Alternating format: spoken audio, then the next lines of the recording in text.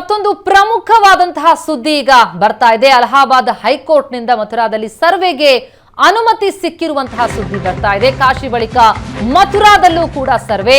ಮಥುರಾ ಕೃಷ್ಣ ಜನ್ಮಭೂಮಿ ವಿವಾದಕ್ಕೆ ಸಂಬಂಧಪಟ್ಟಂತೆ ಜ್ಞಾನವಾಪಿ ಮಾದರಿಯಲ್ಲೇ ಈಗ ಸರ್ವೆಗೆ ಅನುಮತಿ ಸಿಗ್ತಾ ಇದೆ.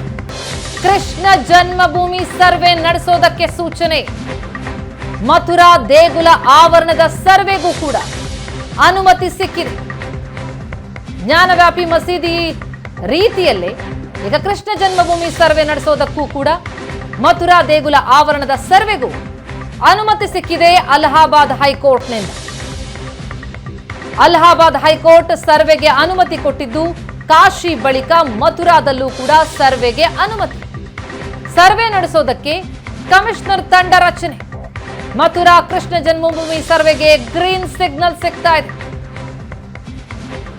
ಕಾಶಿಯಲ್ಲಿ ಜ್ಞಾನವಾಪಿ ಸರ್ವೆ ಮಾದರಿಯಲ್ಲೇ ಮಥುರಾದಲ್ಲಿ ಕೃಷ್ಣ ಜನ್ಮಭೂಮಿ ಸರ್ವೆ ನಡೆಸೋದಕ್ಕೆ ಈಗ ಗ್ರೀನ್ ಸಿಗ್ನಲ್.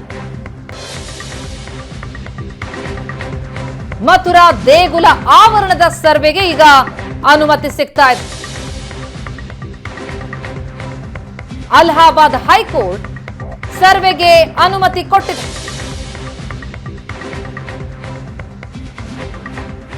ಈ ಮೂಲಕ ಕಾಶಿ ಬಳಿಕ ಈಗ ಮಥುರಾದಲ್ಲೂ ಕೂಡ ಸರ್ವೆ ನಡೆಯಲಿದೆ. ಅಲ್ಲಿ ಶಾಹಿ ಈದ್ಗಾ ಮಸೀದಿ ಇದೆ. ಅದು ಕೃಷ್ಣ ಜನ್ಮಭೂಮಿ ಎನ್ನುವಂತಹ ಹಿಂದೂಗಳ ವಾದಕ್ಕೆ ಪೂರಕವಾಗಿ ಈಗ ಮಸೀದಿಯ ಸರ್ವೆ ನಡೆಸೋದಕ್ಕೆ ಕೋರ್ಟ್ನಿಂದ ಗ್ರೀನ್ ಸಿಗ್ನಲ್ ಸಿಗ್ತಾ ಇದೆ. ಮಥುರಾ ದೇಗುಲದ ಆವರಣದ ಸರ್ವೆಗೂ ಅನುಮತಿ ದೊರೆತಿದೆ.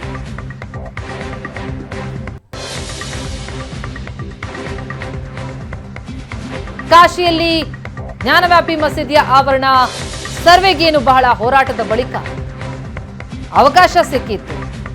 ಈಗ ಅದೇ ಮಾದರಿಯಲ್ಲಿ ಮಥುರಾದಲ್ಲೂ ಕೂಡ ಸರ್ವೆಗೆ